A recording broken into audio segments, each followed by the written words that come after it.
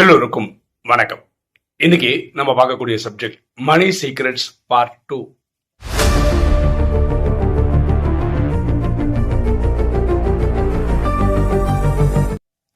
நம்ம பார்ட் 1ன்னு ஒரு வீடியோ போட்டிருந்தோம். அந்த தலைப்பு வந்து மணி சீக்ரெட்ஸ் தான் கொடுத்துருந்தோம். சில தினங்களுக்கு முன்னாடி போட்டிருந்தோம்.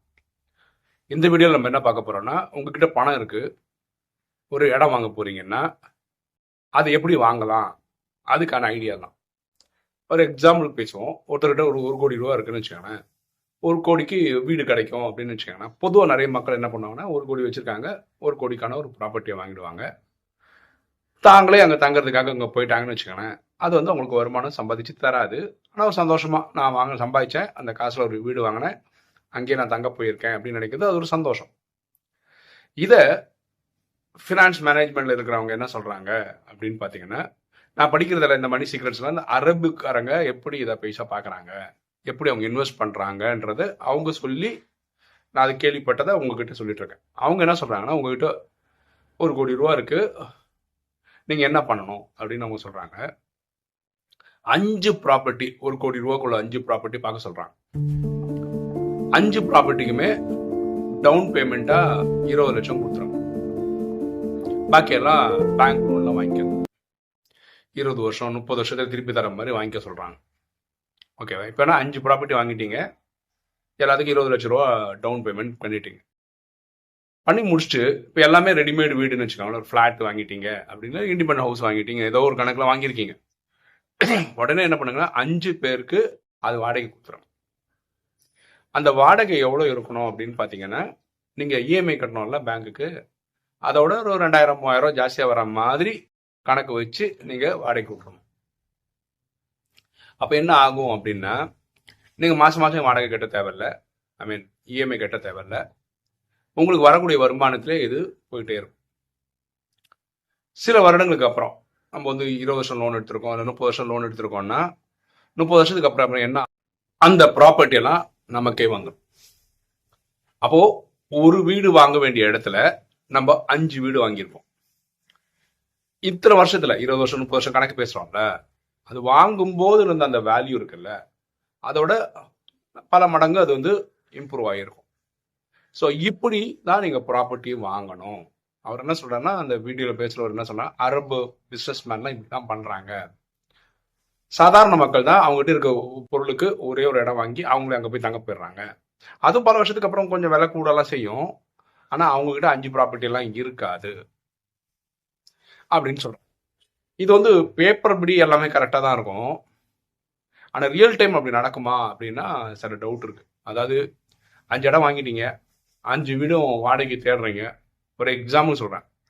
ஃபஸ்ட்டு வாங்கிட்டீங்க எல்லாம், வாடகைக்கு வர்றதுக்கு 2-3 மாதம் ஆகுதுன்னு வச்சுக்கோங்க. ஆத்மாக்கள் வர்றதுக்கு தங்குறதுக்கு அந்த 2-3 மாதத்துக்கு இந்த எல்லா 5 வீட்டுக்கும் இஎம்ஐ நீங்கள் தான் கட்டணும். அதுக்கான பொருளாதார பேலன்ஸ் உங்ககிட்ட இருக்கணும். கரெக்டா? அதே மாதிரி எல்லா இடமும் வந்து ரேட்டு கூடணும் அவசியம் கிடையாது. கூடுறது வந்து ஒன்று பயங்கரமாக கூடலாம், ஒன்று ரொம்ப கம்மியாக போகலாம். அதாவது வாங்கின ரூபாவோட கொஞ்சம் ஜாஸ்தியாக தான் போகும் 10-20 வருஷத்துக்கு அப்புறம், அதோட டவுட் இருக்காது. ஆனால் பெரிய லாபம் வருமானது தெரியாது. ஸோ இது எங்கேயாவது போய் லாக் ஆகலாம்.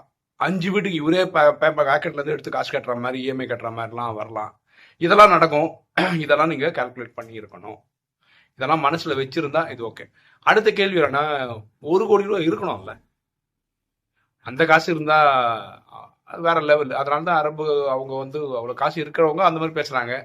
இல்லாதவங்க என்ன பண்ணுவாங்க, அந்த 1,00,00,000 ப்ராப்பர்ட்டி வாங்குறதுக்கு என்ன பண்ணுவாங்க, அவங்ககிட்ட 20 லட்ச ரூபா கையில தான் இருக்கும், அதை கொண்டு போய் டவுன் பேமெண்ட்டாக கட்டி பாக்கி இருக்கிறதுக்கு இஎம்ஐ தான் கட்டுவாங்க. வேற ப்ராப்பர்ட்டி அது மாதிரி கிடைக்காது. 1,00,00,000 ப்ராப்பர்ட்டி 5 இடத்துல வாங்கி நினைக்கிற மாதிரிலாம் இவங்க கொடுக்குற அளவுக்கு இவங்ககிட்ட காசும் இருக்காது. ஸோ இது வந்து பைசா இருக்கிறவங்களுக்கு இப்படி பைசா யோசிக்கலாமே தவிர, இல்லாதவங்க வந்து பேங்க் லோனில் ஒரு ப்ராப்பர்ட்டி வாங்கி அதை வாங்குன்னு கஷ்டப்பட்டு கட்ட வேண்டியதான் நிலைமையாக இருக்கு. அவங்க சொல்றது வந்து இருக்கிறவங்கள பற்றி பேசுகிறாங்க. இருக்கிறவங்க எல்லாரும் இதே மாதிரி பண்ணிடுறாங்களான்னா கிடையாது. இருக்கிறவங்க இப்படி சிந்திச்சா நல்லா இருக்கும்ன்ற ஐடியா அவங்க சொல்கிறாங்க. அதை நம்ம சொல்லியிருக்கோம். ஓகே, இதெல்லாம் பொதுமக்களுக்காக நம்ம சொல்கிற ஒரு கருத்து. ஓகே, யாராவது பைசா இருக்குது, பிஸ்னஸ் பண்ணுறாங்க, அவங்களுக்கு இந்த தாட்டு ஒர்க் அவுட் ஆகும்னா அவங்க ட்ரை பண்ணி பார்க்கலாம். இது அவங்களுக்கு. பிராயோகிகள் என்ன பண்ணும், நம்ம சங்கமத்தில் இருக்கோம், கடைசி காலகட்டத்தில் இருக்கும். கலிகாலம் எப்போட முடியலாம் அந்த கண்டிஷனில் வந்து நிற்கிறோம். இந்த நேரத்தில் வந்து நீங்கள் வந்து இஎம்ஐ அப்படின்ற மாதிரிலாம் எடுக்க வேண்டாம் அப்படின்னு பரமாத்மா சொல்கிறார். ஆனால் அதெல்லாம் போனால் தான் காந்தி கணக்கில் தான் எந்த ப்ராப்பர்ட்டி நீங்கள் எடுத்துன்னு போக போகிறதில்ல வினாஷன் டைமில். இப்போ இதே எக்ஸாம்பிள் பேசுவோம். உங்கள்கிட்ட ஒரு 1 கோடி ரூபா இருக்குன்னு வச்சுக்கோங்களேன். நீங்கள் என்ன பண்ணலாம் அப்படின்னு பார்த்தீங்கன்னா, இப்போ வந்து நீங்கள் வந்து ஒரு விழா மாதிரி ஒரு இதை வந்து லீஸ்க்கு எடுத்துக்கோங்க. ராயல் லைஃப் வாழுங்க.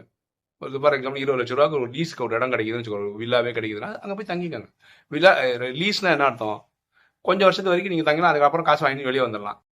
அந்த இடம் விட்டு நீங்கள் வேற ஒரு இடத்துக்கு போகலாம். அந்த மாதிரி அப்போ உங்ககிட்ட இருக்க அந்த காசு வந்து உங்கள் பைசா தான். கொஞ்ச நாளுக்கு அப்புறம் திருப்பி வச்சிடும்.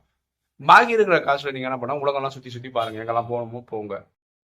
பரமாத்மாவோட சேவைக்கு பைசா கொடுங்க. ஏன்னா இந்த சமயத்தில் பரமாத்மா என்ன சொல்கிறோம், 1 ரூபா நீங்கள் கொடுத்தீங்கன்னா 5 கோடி நான் திருப்பி தருவேன் அப்படின்னு சொல்கிறாரு. இது வந்து ராஜயோகிகளுக்கு பரமாத்மா சொல்கிறார். சில தினங்களுக்கு முன்னாடி ஒரு சகோதரி மலேசியால இருந்து கேட்டிருந்தேன். இப்போ விநாசத்துல உச்சகட்டத்தில் வந்துட்டு இருக்கும்போது என்னென்னலாம் ப்ரிப்பரேஷன் நான் பண்ணணும் கொஞ்சம் சொன்னீங்கன்னா நல்லா இருக்கும். நிறைய வீடியோவில் சொல்லிட்டோம், இருந்தாலும் திரும்ப சொல்றேன். என்ன பண்ணணும் அப்படின்னு பார்த்தீங்கன்னா, உங்களுக்கு மாசத்துக்கு என்ன செலவாகுது, ஓவர் ஹெட்ஸ்ன்னு சொல்றோம். கரண்ட் பில்லு, மளிகை சாமான், பால், இல்லை இன்டர்நெட், இதுங்க செலவு பண்றாங்க. ஏன் இந்த மாதிரி ஓவர் ஹெட்ஸ் இருக்கு இல்லையா? அது வந்து ஒரு எக்ஸாம்பிளுக்கு இது 20,000 ரூபா தேவைப்படுதுன்னு வச்சுக்கோ. மாசம் நீங்க 1,20,000 6 மாசத்துக்கான கேஷா உங்ககிட்ட இருக்கணும். பேங்க் அக்கௌண்ட் இல்லை, கையில இருக்கணும். உங்க வீட்டில் எப்போ வேணா எடுக்கிற மாதிரி ஒரு கண்டிஷன்ல வச்சுக்கணும். அப்படின்னா என்னன்னா, இப்போ பார்த்தீங்கன்னா அவங்க மெசேஜ் அனுப்பிச்சவங்களுக்கு என்ன ஆச்சுன்னா, இப்போ இந்த ஈரான் யூஎஸ் வாரில் அவங்களுக்கு வேலை போயிடுச்சு. புது வேலை அவங்க தேடணும். இத்தனைக்கும் அவங்க 10-15 வருஷமா ஒர்க் பண்றவங்க தான். இந்த சூழ்நிலையால வேலை போகுது. நிறைய பேர் அனுப்பிடுறாங்க. இவங்க நல்லா பண்ணலை அப்படிலாம் இல்லை, காலத்தின் கட்டாயம். அப்போ இந்த மாதிரி சுச்சுவேஷன் நடக்கலாம். ஸோ இதெல்லாம் நீங்க சமாளிக்கிறதுக்கு தான் இந்த 6 மாசத்துக்கான கேஷ். ஏன்னா இவங்க திறமைக்கு வந்து ஒரு மாசத்துலயோ 2 மாசத்துலயோ திருப்பி வேலை கிடைக்கலாம். அந்த 2 மாசம் சமாளிக்கணும்ல, அதுக்கு காசு தேவையில்ல. அதுக்கு இந்த மாதிரி பைசா 6 மாசத்துக்கு தேவையானது வச்சுக்கோங்க. ரெண்டாவது வந்து மளிகை சாமான். நீங்க வந்து உங்கள்கிட்ட ஒரு 3 மாசத்துக்காவது ஸ்டாக் வச்சுக்கோங்க.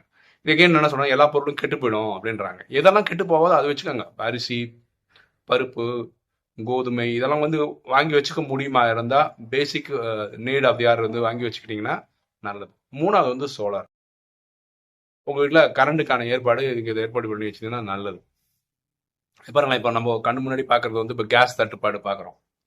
கேஸ் தட்டுப்பாடு எல்பிஜியில் இந்தியாவில் நான் சொல்கிறேன், அதோட பெரிய ப்ராப்ளம் கிடையாது. சும்மா ஹைப்பு தான் கிரியேட் பண்ணுறாங்க. ஓகேவா? அது கிட்டத்தட்ட உங்களுக்கு நமக்கு 40-50 நாளுக்கு இருக்குன்னு சொல்கிறாங்க கவர்மெண்ட். இருக்குது. இவங்க ஆர்டிஃபிஷியலாக தான் கிரியேட் பண்ணுறாங்க. அதனால தான் பெட்ரோல் பங்கெல்லாம் வந்து நிறைஞ்சிருக்கு. மக்கள்லாம் போய் கேனாக போய் வாங்கி வச்சுருக்காங்க. இது வந்து அவ்வளோ தேவையில்லாத விஷயம். இந்தியன் கவர்மெண்ட் வந்து ரொம்ப ஹெடாக தான் சிந்திக்கிறாங்க. ஒரு 60 நாளுக்கு எல்லாத்துலேயுமே சப்போர்ட் பண்ணுற மாதிரி தான் யோசிக்கிறாங்க, பண்ணுறாங்க. இப்போ நம்ம கப்பல்லாம் வரலாம் அப்படின்ற அளவுக்கு பேசின்னு இருக்காங்க. சில நாள் விடுறாங்க, சில நாள் விட மாட்டாங்க. அப்படி ஒரு இஷ்யூ போயிட்டுருக்கு. நம்ம ரஷ்யா வேறு நாட்டிலேருந்தெல்லாம் வர வைக்கிறதுக்கான முயற்சியெல்லாம் பண்ணிகிட்ருக்கோம்.